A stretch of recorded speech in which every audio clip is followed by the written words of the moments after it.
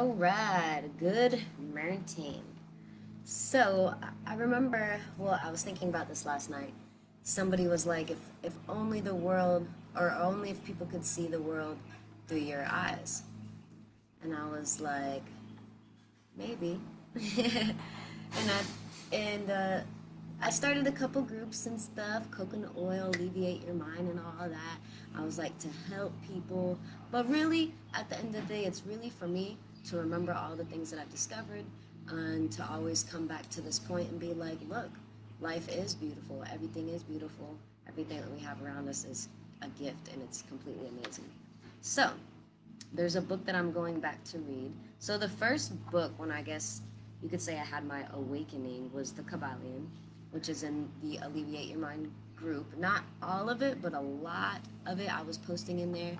And now I've decided I prefer to do audios because it's easier. You can listen to them at any time, and you can do other things while you're listening to them, which is why I like them.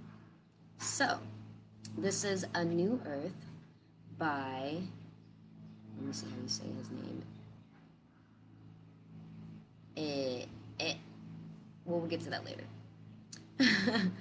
A New Earth, Chapter 1, The Flowering of Human Consciousness. Evocation. And I will just say, okay, my grammar, all right? My vocabulary, it's I. Or my, yeah, anyway. Chapter 1, A New Earth, The Flowering of Human Consciousness. Evocation, Earth. 114 million years ago, one morning just after sunrise, the first flower ever to appear on the planet opens up to receive the rays of the sun. Prior to this momentous event that heralds an evolutionary transformation in the life of plants, the planet had already been covered in vegetation for millions of years. The first flower probably did not survive for long, and the flowers must have remained rare and isolated phenomena, since conditions were most likely not yet favorable for a widespread flowering to occur. One day, however, a critical threshold was reached, and suddenly there would have been an explosion of color and scent all over the planet if a perceiving consciousness had been there to witness it. Much later, those delicate and fragrant beings we call flowers would come to play an essential part in the evolution of consciousness of another species. Humans would increasingly be drawn to and fascinated by them. As the consciousness of human beings developed, flowers were most likely the first thing they came to value that had no utilitarian purpose for them. That is to say, was not linked in some way to survival.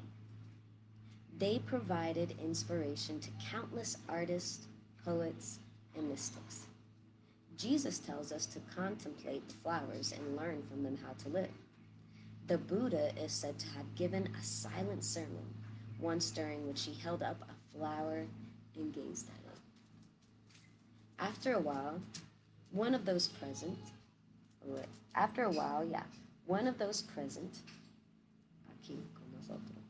a monk called Mahakasayapa, began to smile. He is said to have been the only one who had understood the sermon. According to legend, that smile, that is to say realization, was handed down by 28 successive masters and which later became the origin of Zen. Seeing beauty in a flower could awaken humans, however briefly, to the beauty that is an essential part of their innermost being, their true nature. The first recognition of beauty was one of the most significant events in the evolution of human consciousness. The feelings of joy and love are intrinsically connected to that recognition. Without our fully realizing it, flowers would become for us an expression and form of that which is the most high, most sacred, and ultimately formless within ourselves. Flowers, more fleeting, more ethereal, and more delicate than the plants out of which they emerged, would become like messengers from another realm, like a bridge between the world of physical form and the formless. They not only had a scent that was delicate and pleasing to humans, but also brought a fragrance from the realm of spirit, using the word enlightenment in a wider sense than the conventionally accepted one. We could look upon flowers as the enlightenment of plants. Any life form in any room, mineral, vegetable, animal, or human, can be said to undergo enlightenment. It is, however, an extremely rare occurrence since it is more than an evolutionary progression. It also implies a discontinuity in its development, a leap to an entirely different level of being and, most important, a lessening of materiality. What could be heavier and more impenetrable than a rock, the densest of all forms? And yet some rocks undergo a change in their molecular structure and turn into crystals, and some become transparent to the light. Some carbons, under an inconceivable heat and pressure, turn into diamonds, and some heavy minerals into other precious stones. Most crawling reptilians, the most earthbound of all creatures, have remained unchanged for millions of years. Somehow, however, grew feathers and wings and turned into birds, thus defying the force of gravity that had held them for so long. They didn't become better at crawling or walking, but transcended crawling and walking entirely. Since time immemorial, flowers, crystals, precious stones, and birds have held special significance for the human spirit. Like all life forms, they are, of course, temporary manifestations of the underlying one life, one consciousness. Their special significance and the reason why humans feel such fascination for and affinity with them can be attributed to their ethereal quality. Once there is a certain degree of presence, of still and alert attention in human beings' perception, they can sense the divine life essence, the one indwelling consciousness or spirit in every creature, every life form, recognize it as one with their own essence and so love it as themselves.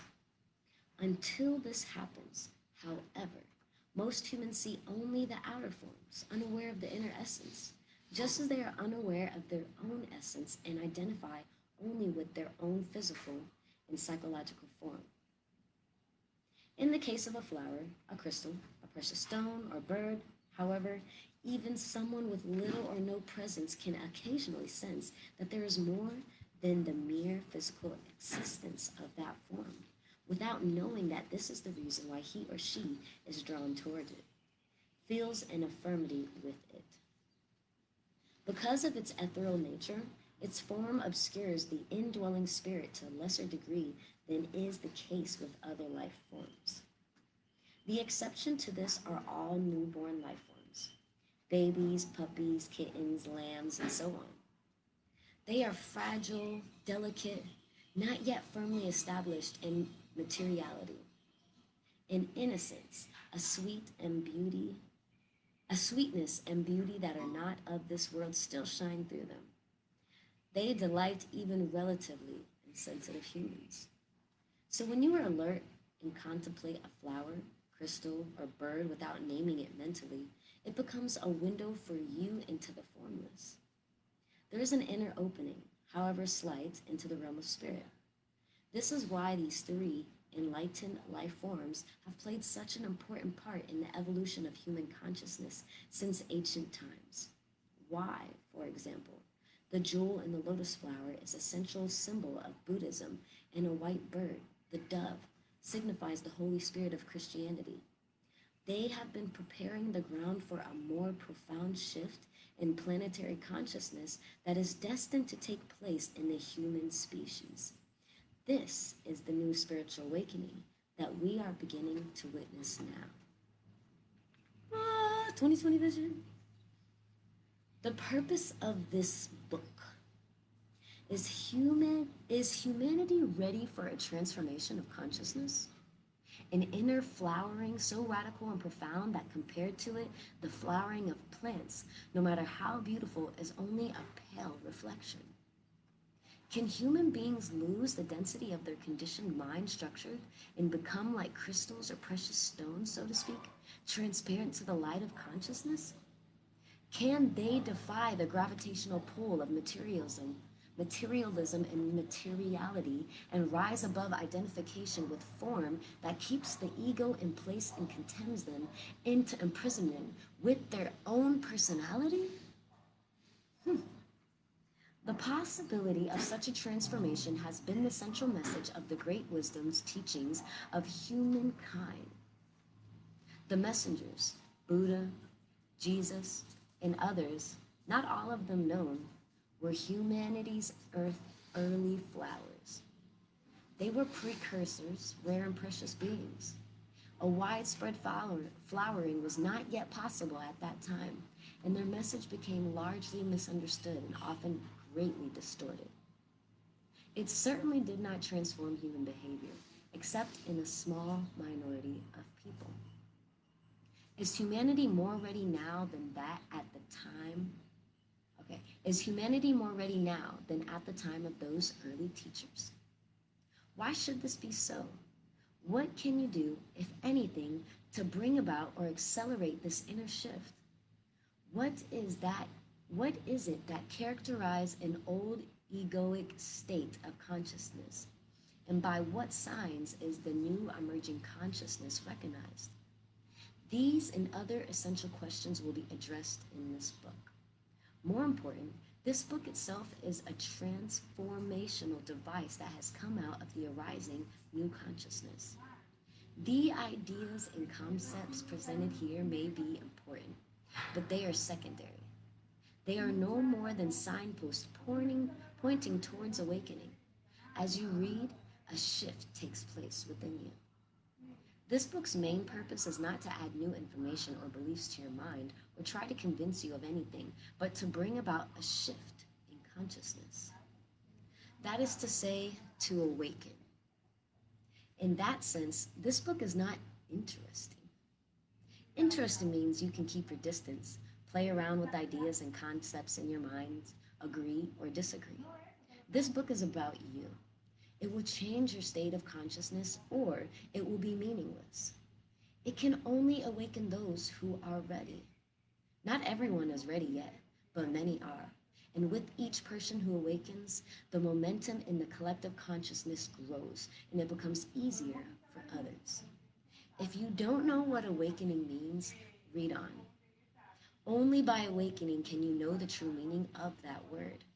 A glimpse is enough to initiate the awakening process, which is irreversible. For some, that glimpse will come while reading this book. For many others who may not even have realized it, the process has already begun. This book will help them recognize it. For some, it have become through loss or suffering. Me. For others, though coming into contact with a spiritual teacher or teaching, through reading The Power of Now, or some other spiritually alive and therefore transformational book, or any combination of the above. If the awakening process has begun in you, the reading of this book will accelerate and intensify it. An essential part of the awakening is the recognition of the unawakened you, the ego as it thinks, speaks, and acts, as well as the recognition of the collectively conditioned mental process that perpetuate the unawakened state. That is why this book shows the main aspect of ego and how they operate in the individual as well as the collective. This is important for two related reasons. The first is that unless you know the basic mechanics behind the workings of the ego, you won't recognize it, and it will trick you into identifying with it again and again. This means it takes you over, an imposter pretending to be you. The second reason is that the act of recognition itself is one of the ways in which awakening happens. When you recognize the unconsciousness in you, That which makes the recognition possible is the arising consciousness, is awakening. You cannot fight against ego and win, just as you cannot fight against darkness. The light of consciousness is all that is necessary. You are that light.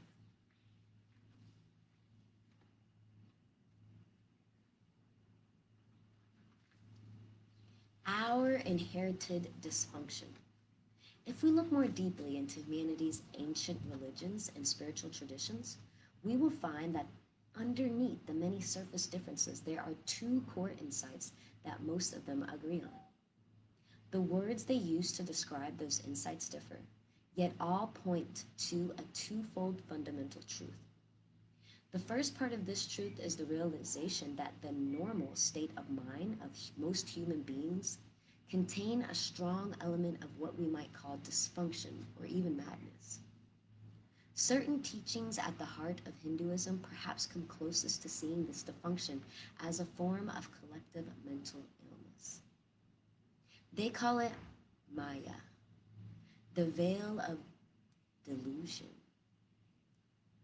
Ramana Maharshi, one of the greatest Indian sages, bluntly states, the mind is Maya.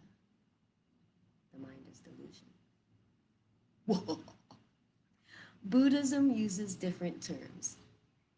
According to Buddha, the human mind is its normal state generates dukkha, which can be translated as suffering, unsatisfactoriness, or just plain misery. He sees it as characteristics of the human condition.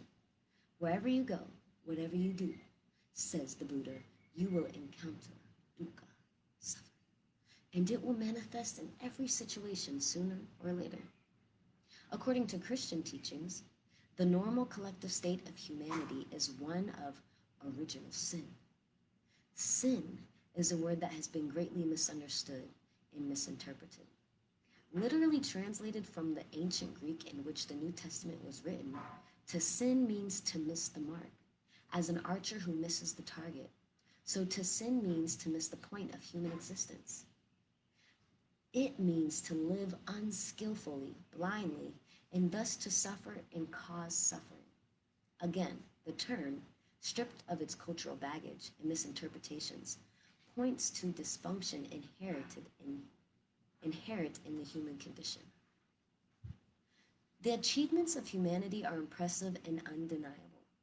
We have created sublime works of music, literature, painting, architecture, and sculpture. More recently, science and technology have brought about radical changes in the way we live and have enabled us to do so and create things that would have been considered miraculous even 200 years ago. No doubt, the human mind is highly intelligent. Yet its very intelligence is tainted by madness, dukkha, mala, or maya. Where are we? Oh God, okay. Yet, madness. Science and technology have magnified the destructive impact that the dysfunction of human mind has upon the planet, other forms, and upon humans themselves.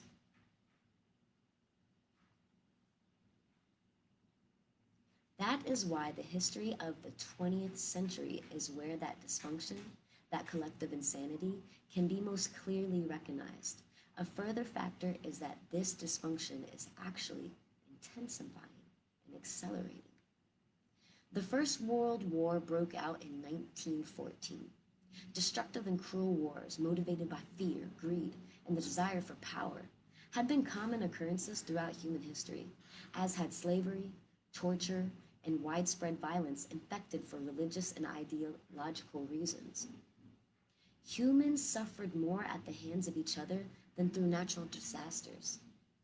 By the year 1914, however, the highly intelligent human mind had invented not only the internal combustion engine, but also bombs, machine guns, submarines, flamethrowers, and poison gas.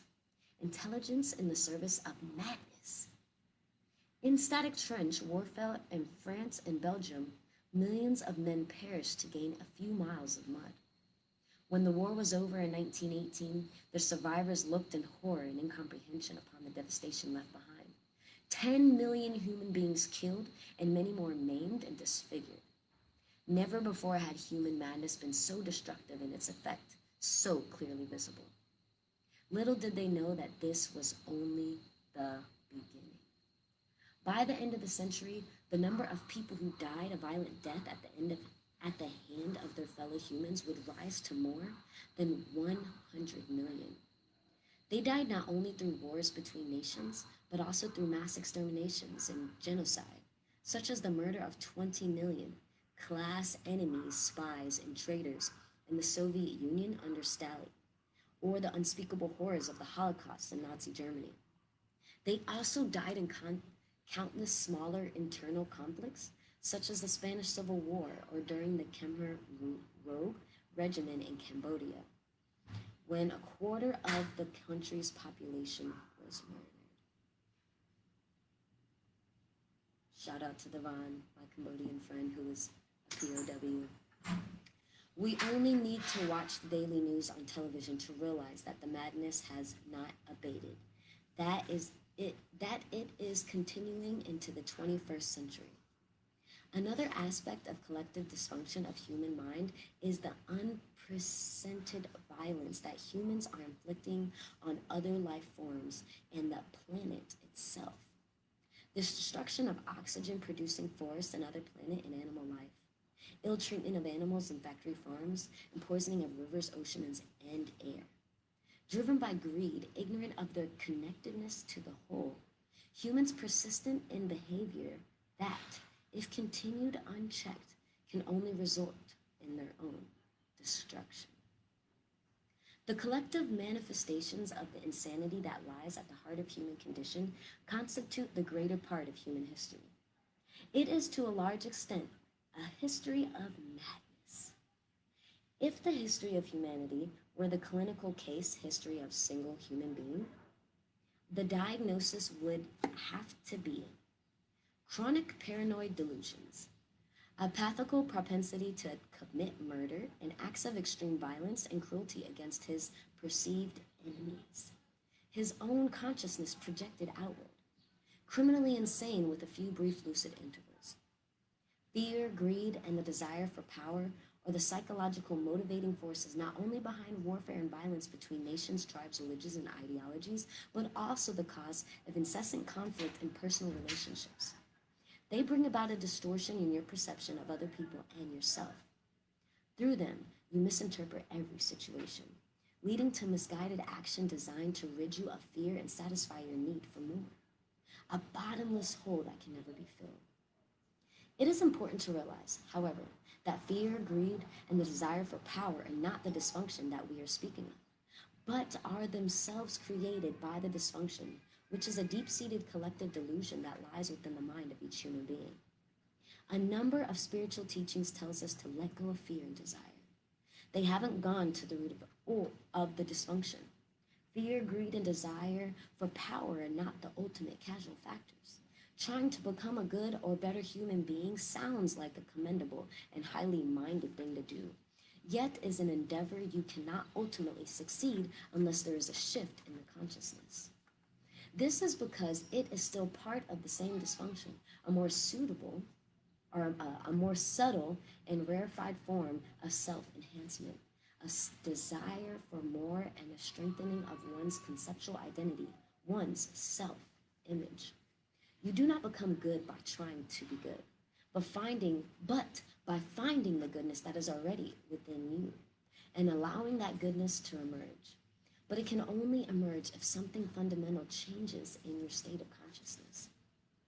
The history of communism, originally inspired by noble ideas, clearly illustrates what happens when people attempt to change external reality, create a new earth, without any prior change in their inner reality, their state of consciousness. They make plans without taking into account the blueprint for dysfunction that every new human being carries within. Got a big ego.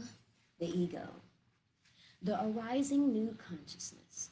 Most ancient religions and spiritual traditions share the common insight that our normal state of mind is marred by a fundamental defect. However, out of this insight into the nature of the human condition, we may call it the bad news, arises a second insight, the good news of the possibility of a radical transformation of human consciousness. In Hindu teachings, and sometimes in Buddhism also, this transformation is called enlightenment. In the teachings of Jesus, it is salvation. In Buddhism, it is the end of suffering. Liberation and awakening are other terms used to describe this transformation. The greatest achievement of humanity is not its works of art, science, or technology, but the recognition of its own dysfunction, its own madness. In the distant past, this recognition already came to a few individuals.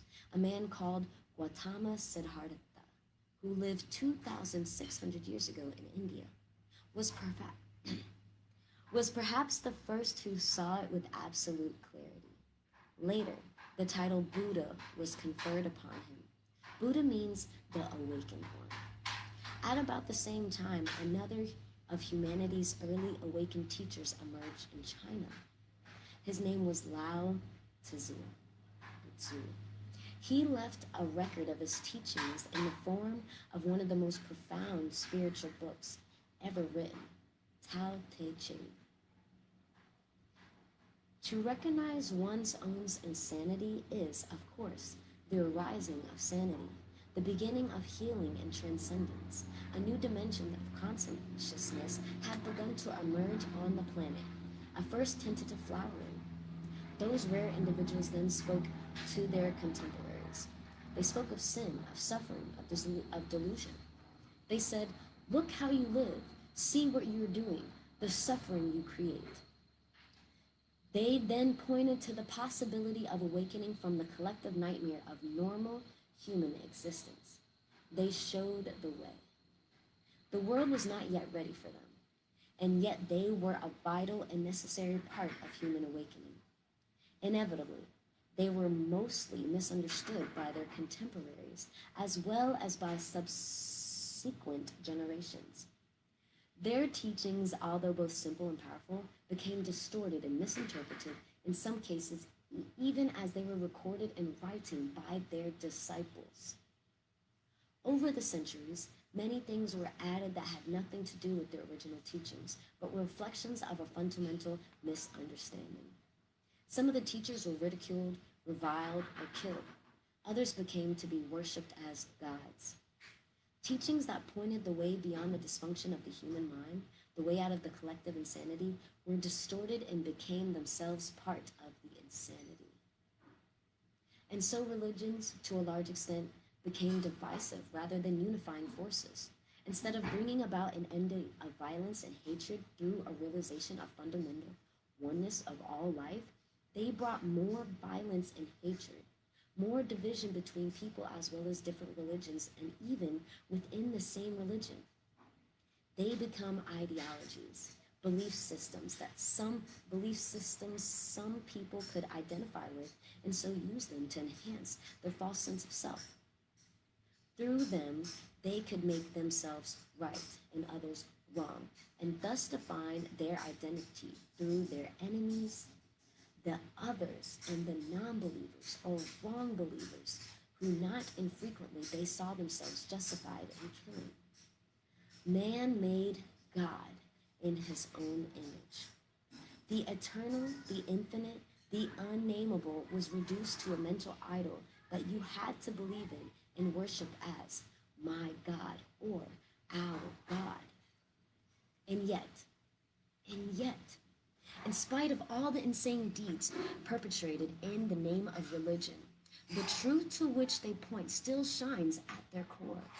It still shines, however dimly, through layers upon layers of distortion and misinterpretation. It is unlikely, however, that you will be able to perceive it there unless you have at least already had glimpses of that truth within yourself. Throughout history, there have always been rare individuals who experienced a shift in consciousness and so realize within themselves to that toward which all religions point. To describe that non-conceptual truth, they then use the conceptual framework of their own religions. Through some of those men and women's schools or developments or movements developed within all major religions that represented not only a rediscovery, but in some cases an intensification of light of the original teaching. This is how Gnosticism and mysticism came into existence in early and medieval Christianity. Sufism is the Islamic religion, Hasidism and Kabbalah in Judaism, Advaita Vedanta in Hinduism, Zen and Dzogchen in Buddhism. Most of these schools were iconoclastic. Got it.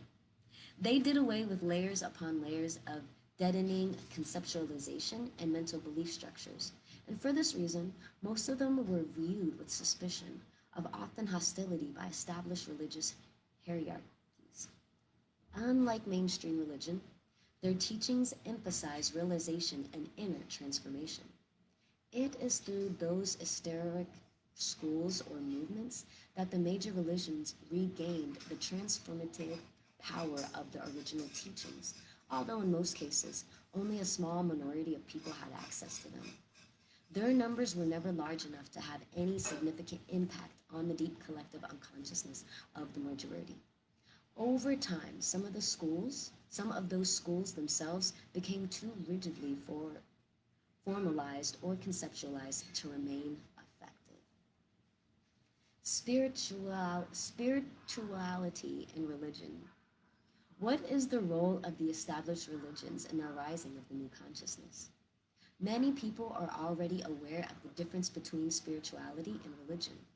They realize that having a belief system, a set of thoughts that you regard as the absolute truth, does not make you spiritual no matter what the nature of those beliefs is. In fact, the more you make your thoughts, beliefs into your identity, the more cut off you are from the spiritual dimension within yourself. Many religious people are stuck at that level. They equate truth with thought, and as they are completely identified with thought, their mind, they claim to be in sole possession of the truth in an unconscious attempt to protect their identity. They don't realize the limitations of thought. Unless you believe, think exactly as they do, you are wrong in their eyes, and in the not too distant past, they would have felt justified in killing you for that. And some still do, even now. The new spirituality, the transformation of consciousness, is arising to a large extent outside the structures of the existing institutionalized religions. There are always pockets of spirituality, even in mind-dominated religions, although the institutionalized hierarchies felt threatened by them and often tried to suppress them. A large scale of opening of spirituality inside of the religious structures is an entirely new development. In the past, this would have been inconceivable, especially in the West, the most mind-dominated of all cultures, where the Christian church had a virtual franchise on spirituality. You couldn't just stand up and give a spiritual talk or publish a spiritual book unless you were sanctioned by the church, and if you were not, they would quickly silence you. But now, even with certain churches and religions, there are signs of change.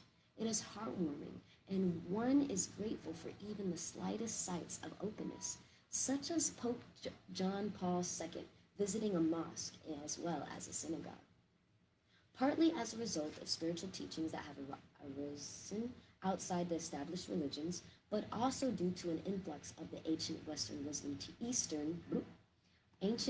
wisdom teachings, a growing number of followers of traditional religions are able to let go of identification with form, dogma, and rigid belief systems and discover their original depth that is hidden within their own spiritual tradition, at the same time as they discover the depth within themselves.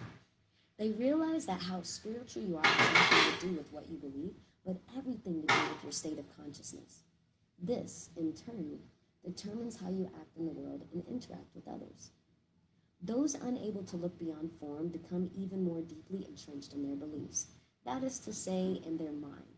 We are witnessing not only an unprecedented influx of consciousness at this time, but also an entrenchment and intensification of the ego.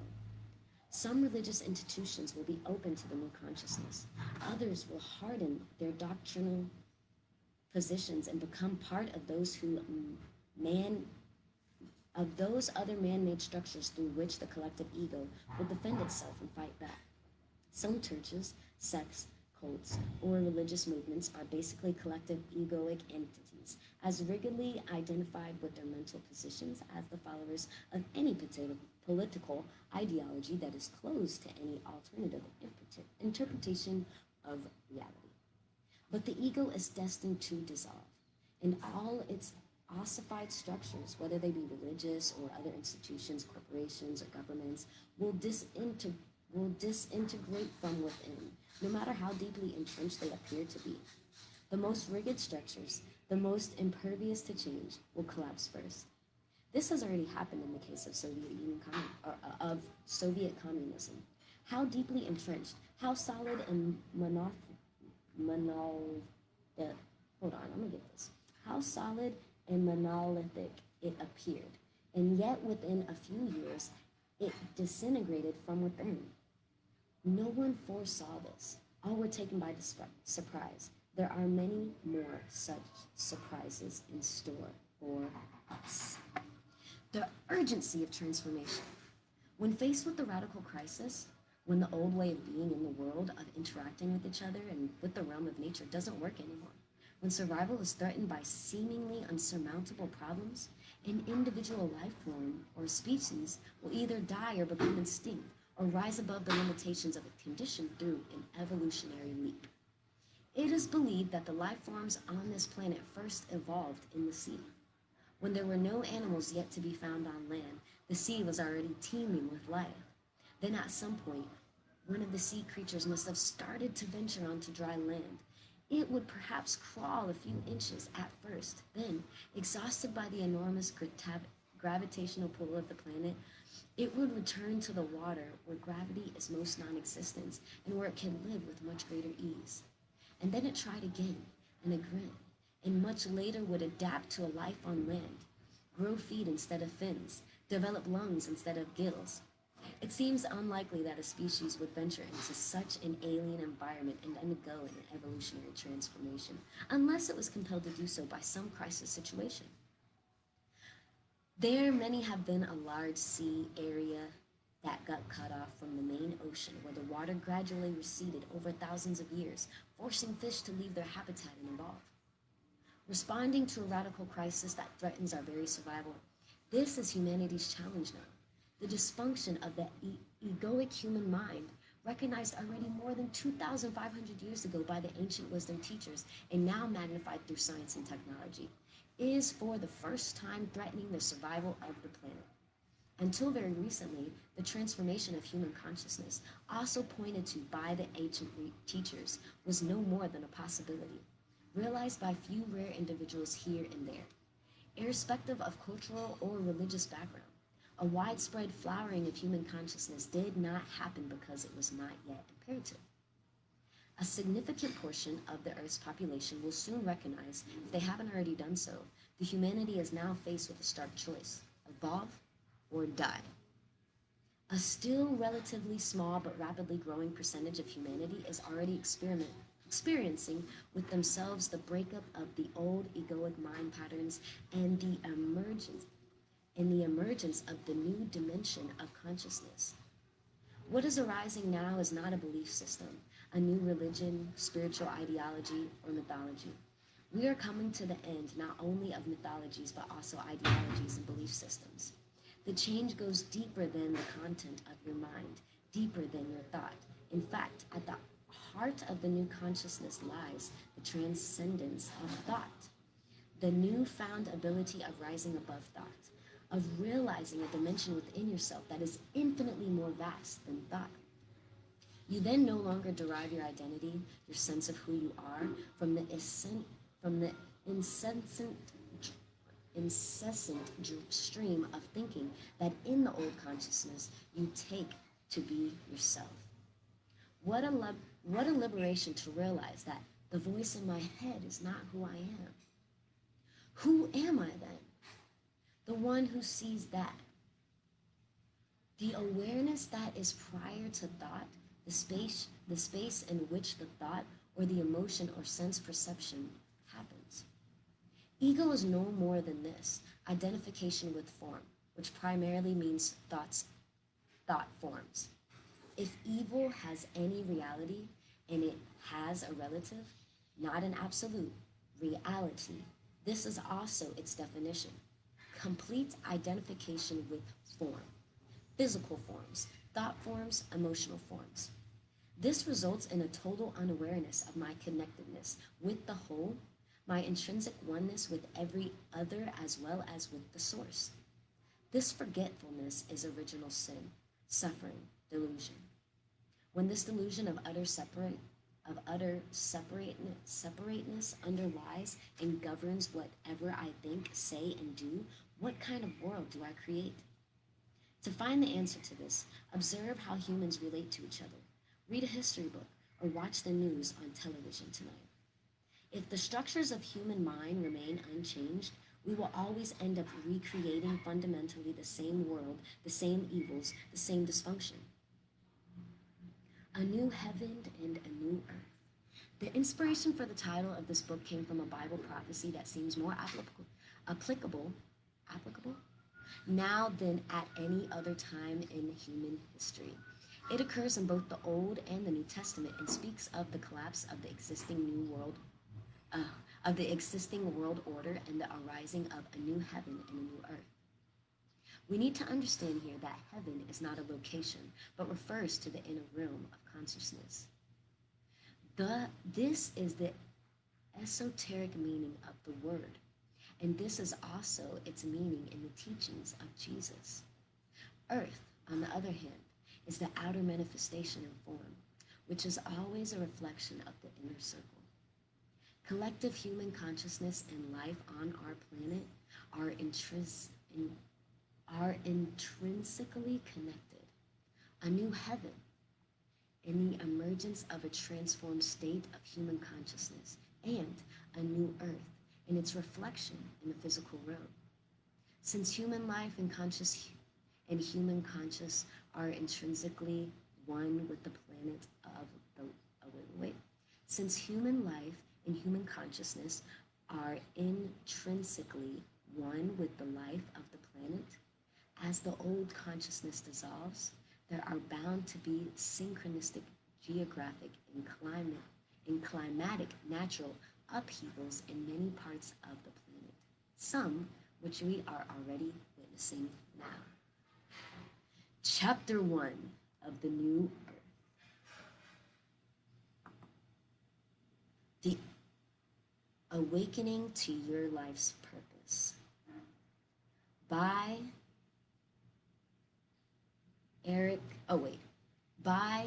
Eckharte Tolle.